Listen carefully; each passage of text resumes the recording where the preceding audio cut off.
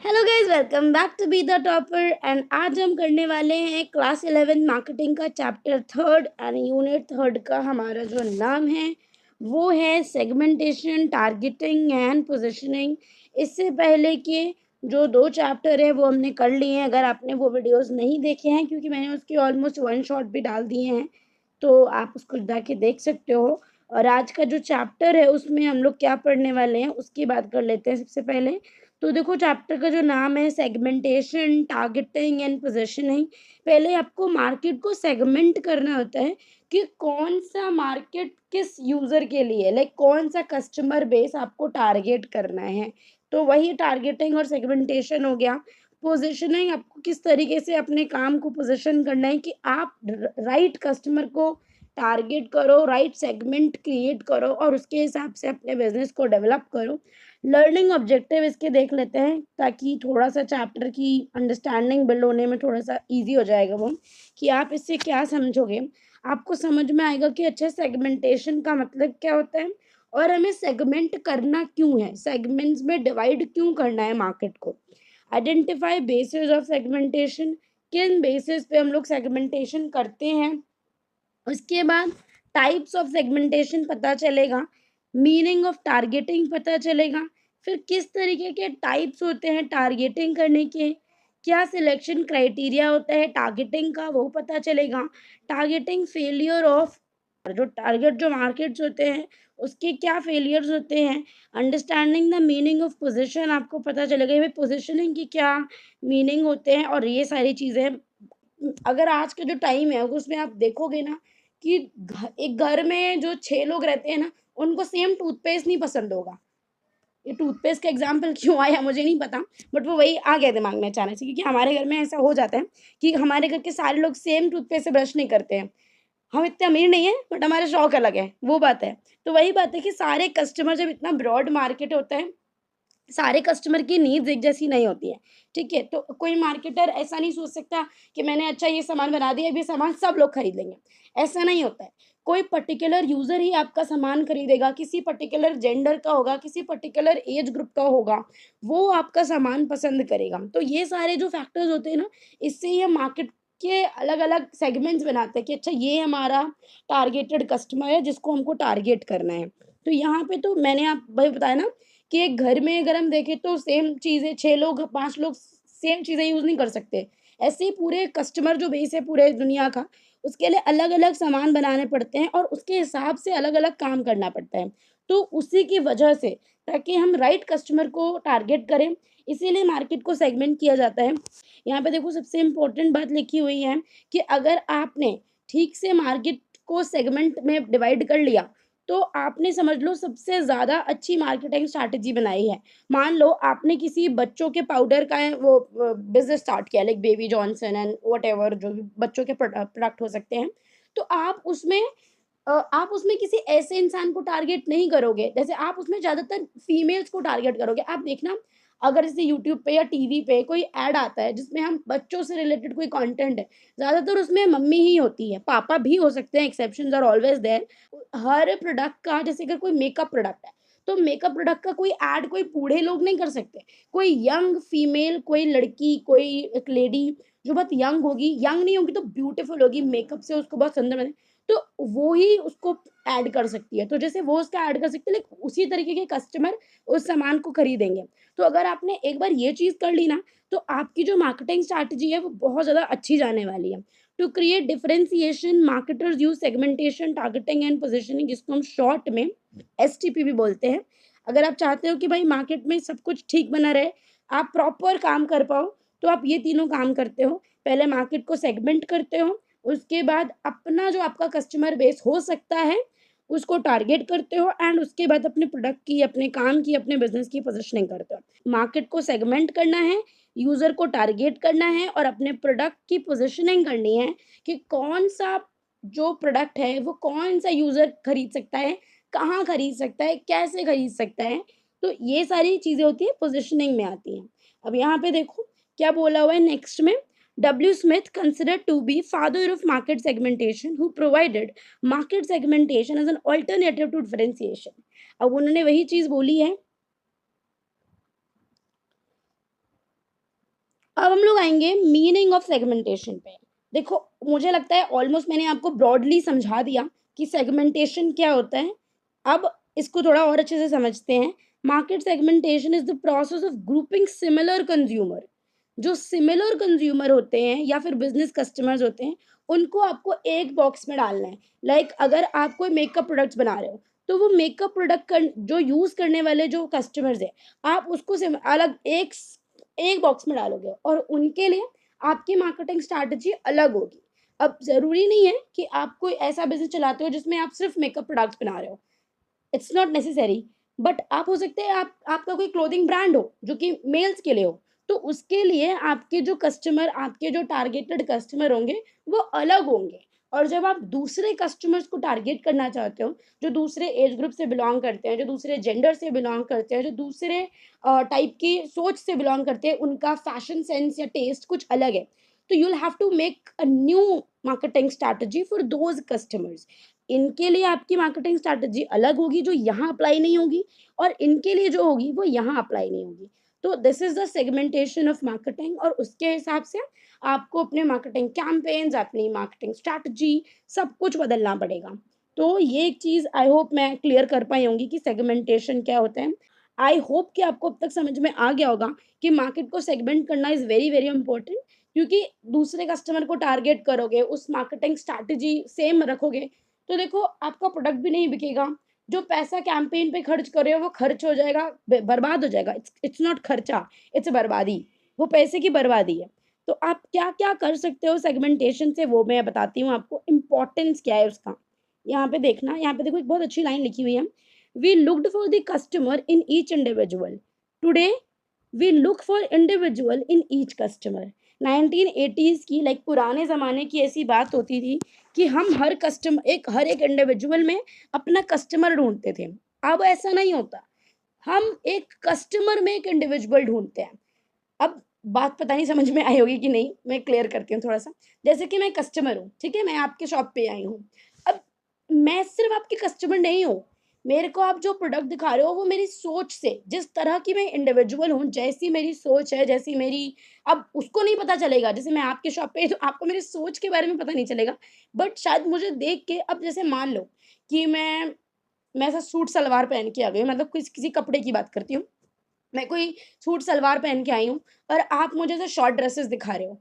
तो अब मैं ये नहीं कह रही हूँ कि सूट सलवार वाले लड़के या लड़कियाँ जो भी है वो ये नहीं पहन सकते, पहन सकते हैं। बट आप मेरा फैशन टेस्ट देखो पहले कि मेरा फैशन सेंस क्या है, उसके बाद आप मुझे चीज़ें दिखाओ। वैसे तो मुझे जाके बोलना चाहिए कि मुझे क्या देखना है, बट फिर भी जो दुकानदार होते हैं उसको इतनी समझ होती है, वो देख के बता देंगे अच्छा ये बच्चा है, इसको, हाँ, इसको इतने नंबर के कपड़े आ जाएँगे, क्योंकि वो समझ गए। तो और वो इस तरीके के कपड़े पसंद आएँगे आपको, किस तरीके के कपड़े पसंद आएँगे वो ही आपको बता देंगे। ज़रूरी नहीं है कि वो आपको पसंद आए, बट एक कस्टमर में एक इंडिविजुअल देखता है कि अच्छा इस बंदे की सोच कैसे हो सकती है, इस बंदे की पसंद कैसे हो सकती है, तो ये चीज़ देखते हैं। अब यहाँ पे देखो एक और अच्छी बात लिखी हुई है कि जो मर्सिडीज़ है, वो दुनिया भर में कार बनाती है, ठीक है? बट वो उन्हीं कार को जर्मनी में कहते हैं क्वालिटी कार्स और इंडिया में कहते हैं प्रेस्टीज कार्स, क्योंकि इंडिया में क्वालिटी, मतलब ऐसा नहीं है कि इंडिया के लोग क्वालिटी नहीं मांग रहे हैं, बट अगर उन्हें क्वालिटी चाहिए होगी तो वो कुछ और भी ले लेंगे। मर्सिडीज वो शायद मोस्ट ऑफ द पीपल, मैं ये नहीं कह रही हूँ कि हर कोई ले रहा है, मुझे लगता है बोलने से पहले हर बात में मेरा डिस्क्लेमर होता है, डिफेंड करती हूँ मैं खुद को, बट ठीक है, करना चाहिए। आज के ज़माने में किसी को कोई भी बात बुरी लग सकती है, इट्स ओके। बट हाँ, इंडिया में ज़्यादातर लोग अगर महँगी-महँगी गाड़ियाँ या महँगे-महँगे घर या जो भी खरीद रहे हैं, इंडीड वो मेहनत कर रहे हैं, उनके पास पैसा है तो वो कर सकते हैं। बट वो ज़्यादातर प्रेस्टीज का ज़्यादा इश्यू वो रहता है कि अच्छा मुझे दिखाना है, मुझे शो ऑफ करना है कि अच्छा मेरे पास ये है, मेरे पास वो है, मेरे पास ऐसा, मेरे पास वैसा। तो कुछ-कुछ ऐसा है। तो इंडिया के लोगों की जो सोच है, जो इंडिया के जो इंडिविजुअल्स हैं, वो प्रेस्टीज की तरह लेते हैं मर्सिडीज़ को, तो वो यहाँ पे उस तरीके से बेचते हैं। जर्मनी में शायद ऐसा नहीं होता होगा, आई डोंट नो जर्मनी में क्या होता है, क्या नहीं होता। वहाँ पे इनको क्वालिटी कार्स कहते हैं।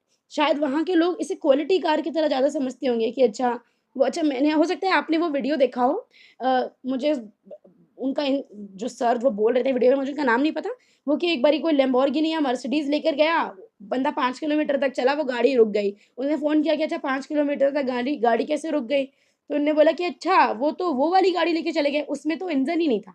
तो पता चला अच्छा वो इंजन के बिना ही चल गई 5 किलोमीटर।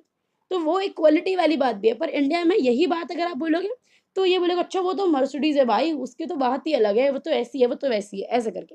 अब हम बात करेंगे, अब बेसिकली हम आ रहे हैं इंपॉर्टेंस ऑफ सेगमेंटेशन पे, कि सेगमेंटेशन का इंपॉर्टेंस क्या होता है। तो सबसे पहला है इम्प्रूव्ड कस्टमर रिलेशन। अब आपको देखो, जब आप मार्केट को सेगमेंट कर देते हो ना, उसको डिवाइड कर देते हो कि अच्छा ये मेरा टारगेट कस्टमर है, अच्छा मुझे इसके लिए ये काम करना है, तो उसकी फिजिकल और उसकी साइकोलॉजिकल जो नीड्स हैं वो आप ज़्यादा अच्छे से फुलफिल कर पाते हो। आपको पता चल जाता है अच्छा मेरा कस्टमर मुझसे ये चाहता है, अच्छा ये कस्टमर बेस को ये चाहिए, तो मैं ये दूँगा। अब जो भी कस्टमर ऐसे प्रोडक्ट ढूँढ रहे हैं, उनकी नीड्स को आप जल्दी उनको दे पाओगे। और अगर आप जैसे कोई कस्टमर आपसे जो भी सर्विसेज़ चाहते हैं, जो भी प्रोडक्ट वो चाहते हैं कि आप बनाओ, अगर आपने वो बना दिए, तो वो कस्टमर आपके लिए ज़्यादा लॉयल रहेंगे। अब जैसे कि अगर आपने मुझको बोला कि चैप्टर 3 की दीदी वीडियो बना दो। अब अगर मैं इसे बनाऊँ नहीं, महीने-महीने तक नहीं बनाऊँ, तो आपको लगेगा ना कि यार ये तो जो मैं कह रहा हूँ या जो मैं कह रही हूँ, तो वो बनाती ही नहीं है। तो मैं इनका चैनल चलो छोड़ देता हूँ, चलो मैं नहीं देखता इसे। तो ऐसे कर देते हैं लोग, ऐसा करते हैं बल्कि। पर क्या होता है कि अगर हम बना रहे हैं, अगर हम कंटेंट बना रहे हैं, तो आपको चैनल को सब्सक्राइब करना चाहिए, आपको वीडियो को लाइक करना चाहिए, आपको अपने फ्रेंड्स के संग शेयर करना चाहिए। और अगर क्योंकि मैंने कह दिया है कि ये सब करना चाहिए, तो ये सब करो। अब यहाँ पे देखो, क्योंकि जो सेगमेंटेशन होता है, वो कस्टमर की नीड्स को फुलफिल करने में हेल्प करता है। आपको पता चल जाता है कि अच्छा आपका कस्टमर आपसे क्या माँग रहा है। पता कैसे चलता है? क्योंकि एक वो छोटा मार्केट, एक छोटा बेस है कस्टमर का, तो आपको समझ में आ जाएगा कि अच्छा आपके कस्टमर को आपसे ये चीज़ चाहिए। एक्सपेक्टेशंस उनकी पूरी कर पाओगे, उनकी जो इच्छाएँ वो आपसे कर रहे हैं कि भाई ये सामान आप बना के दो, इस क्वालिटी का बना के दो।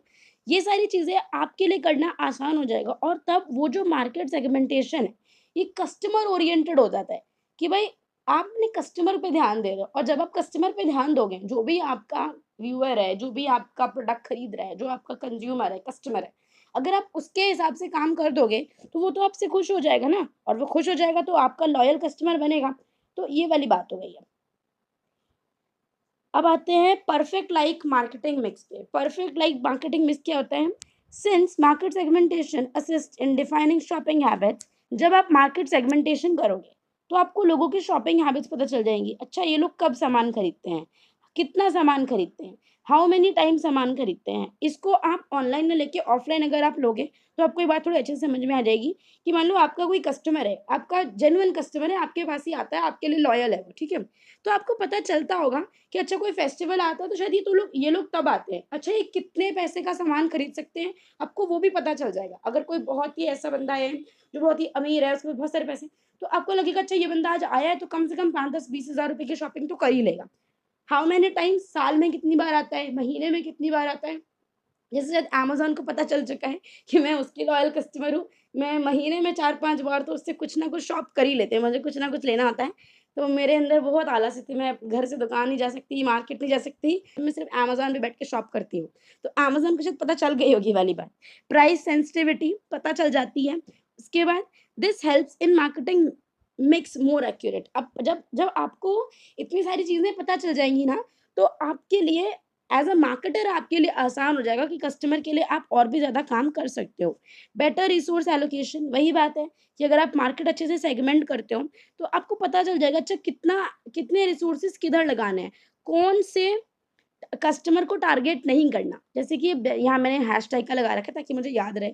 अब देखो जैसे मैं कोई वीडियो डालती हूँ, और मैं ये वीडियो भी डालूँगी, इसके टाइटल में चेक करना, मैंने हैशटैग मार्केटिंग लिखा होगा, ठीक है? मैंने हैशटैग मार्केटिंग इसीलिए लिखा है, मैंने हैशटैग क्लास 11th इसलिए लिखा है, ताकि मैं जिस स्टूडेंट्स के पास चाहती हूँ कि वीडियो पहुँच जाए, उसको पता चल जाए कि अच्छा ऐसा कोई कंटेंट बना रहा है। क्योंकि आई नो कि यूट्यूब पे बहुत लोग ऐसे नहीं हैं जो आपको इस तरीके का कंटेंट दे रहे हैं। तो मुझे ये चीज़ पता चलती है, तो वो बात है कि मैं क्लास 11 मार्केटिंग, क्लास 11 ऐसे हैशटैग डालती हूँ, डिस्क्रिप्शन में लिखती हूँ कभी-कभी, तो क्योंकि मैं चाहती हूँ कि अच्छा जो बच्चा ऐसे सर्च करे गूगल पर या यूट्यूब पे, तो उसको पता चल जाए कि अच्छा कुछ ऐसा कंटेंट है और वो उसे कंज़्यूम कर ले, उसकी हेल्प हो जाए। तो वो बात है। तो एक बेटर रिसोर्स एलोकेशन हो गया वो चीज़ कि मुझे पता है कि मुझे कौन से कस्टमर को टारगेट करना है। अब जिसके पास मार्केटिंग है ही नहीं, जो क्लास 11th में नहीं है, वो कस्टमर के पास अगर मेरा वीडियो चला भी जाएगा उस व्यूअर के पास, तो शायद वो नहीं देखेगा।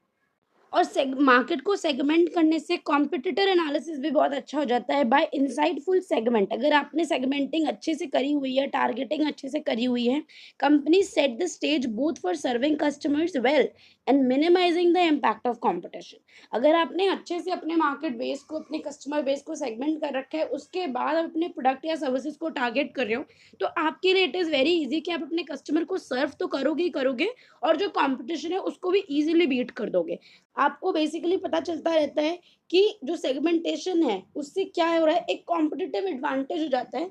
जैसे कि अगर वही बात बोल रही हूँ दोबारा से, कि अगर कोई स्टूडेंट्स को, मान लो अगर आपको किसी स्टूडेंट के लिए कुछ सामान बनाया है, ठीक है, तो अगर आप सारे दुनिया भरे को, सारे मतलब जितने भी, मान लो अपने स्टूडेंट की यूनिफॉर्म बनाई है, ठीक है, और आपको उसको प्रमोट करना है, बट आपने जितने भी लोग यूनिफॉर्म पहनते हैं, लाइक पुलिस हो गए, जैसे डॉक्टर्स हो गए, नर्सेज हो गए, और पोस्टमैन हो गए, जितने भी लोग हैं, जितने भी लोग यूनिफॉर्म पहनते हैं, कुछ भी और भी हो सकता है, तो आपने उन सबको ही टारगेट कर लिया। This is absolutely absurd. आप बिल्कुल बेवकूफ हो अगर आप ऐसा कर रहे हो। आपने स्टूडेंट्स की यूनिफॉर्म बनाई है ना, तो स्टूडेंट्स को टारगेट करो, ठीक है, और उन स्टूडेंट को टारगेट करो जिनकी वैसी यूनिफॉर्म है। जो बंदा वैसी यूनिफॉर्म पहनता ही नहीं है, अगर आप उसको अपना प्रोडक्ट दिखाओगे, चाहे वो कपड़ा कितना अच्छा हो, चाहे वो चीजें कितनी अच्छी, वो नहीं लेगा भाई, वो यूनिफॉर्म है। समझ के देखा? तो वही है कि अगर आपने ठीक से सेगमेंटेशन करी है, ठीक से कस्टमर को टारगेट कर रहे हो ना, तो कॉम्पिटिशन इतना ज़्यादा मैटर नहीं करता। अगर डायनेमिक एनवायरनमेंट का आप बहुत अच्छे से ध्यान रखना है, क्योंकि एनवायरनमेंट बदलता जाता है। एनवायरनमेंट का मतलब है मार्केट में बहुत तेज़ी से नई-नई चीज़ें आ जाती हैं। लार्ज कंपनीज़, यहाँ पे देखो क्या लिखा हुआ है, in fact large companies with resources at command are leaving mass marketing. Mass marketing होती है ना, वो नहीं करनी चाहिए, क्योंकि आप पर्टिकुलर कस्टमर को टारगेट करो, अगर वो करोगे तो उससे फ़ायदा होगा। अदरवाइज़ आपके पैसे, आपका कैंपेन सब बर्बाद हो जाएगा। आपने वो देखा होगा आजकल, क्या बोलते हैं, वो क्या, कौन-सा गाना, हाँ, लौंग द लश्कर नहीं, पींगे तेरी, इट्स शहज़ान खान का जो गाना चला है, पींग तेरी कहती है जो, पता नहीं, मेरे को गाने के लिरिक्स याद ही नहीं होते। आई होप सब लोग समझ गए होंगे। इंस्टाग्राम पे, यूट्यूब शॉर्ट्स पे बहुत ज़्यादा वायरल है। पींग तेरी कह कोठे ते जा, ऐसे करके कुछ तो गाना है, वो मुझे याद ही नहीं आ रहा। तो जितना बुरा मैंने गाया उसके लिए आई एम सॉरी।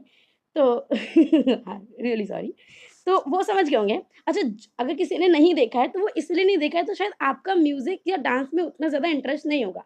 बिकॉज़ मेरा, क्योंकि मैं डांस के छोटे वीडियो कह रही हूँ, मेरे घर में कहते हैं शॉर्ट्स को छोटे वीडियो, मज़ाक में। यूट्यूब शॉर्ट्स में मैंने देखा, इंस्टाग्राम रील्स में देखा, क्योंकि मेरा म्यूज़िक और डांस में इंटरेस्ट है, तो मेरे को वो दिखता है। आपने देखा होगा शायद, मैं इंस्टाग्राम पर भी गाने गा के लगाती रहती हूँ, आजकल सॉन्ग कवर करती हूँ। तो वो मेरा इंटरेस्ट है, तो वो मुझे दिखता रहता है। पर आजकल वो इतना ज़्यादा दिख रहा है कि मैं पागल हो गई हूँ, तो मैंने देखना ही बंद कर दिया उसको। बट एक वो चीज़ है कि वो जो इंस्टाग्राम, जो शॉर्ट्स है, वो उन लोगों को टारगेट कर रहे हैं, जो डांस के वीडियोज़, म्यूज़िक वीडियोज़ देखते हैं। मेरे फ्रेंड का एक भाई है, मैंने उसको पूछा कि तुझे ऐसा कोई वीडियो दिखा? तो उसने बोला कि नहीं, मुझे ऐसा कोई वीडियो नहीं दिखा, क्योंकि उसका उसका इन सब चीज़ों में इंटरेस्ट नहीं है, वो ये सब नहीं देखता है। तो उसको नहीं दिखा क्योंकि उसका इंटरेस्ट ही नहीं है। हो सकता है आप में से भी बहुत को मेरी बात समझ नहीं आई हो, क्योंकि आपने शायद नहीं देखा होगा, और बहुतों को समझ में आ भी गई हो सकती है, क्योंकि उन लोगों का इंटरेस्ट हो सकता है। तो यूट्यूब भी उन्हीं लोगों को, या इंस्टाग्राम भी उन्हीं लोगों को वैसे वीडियोज़ दिखाता है, जिसे आप चॉइस करते रहते हो।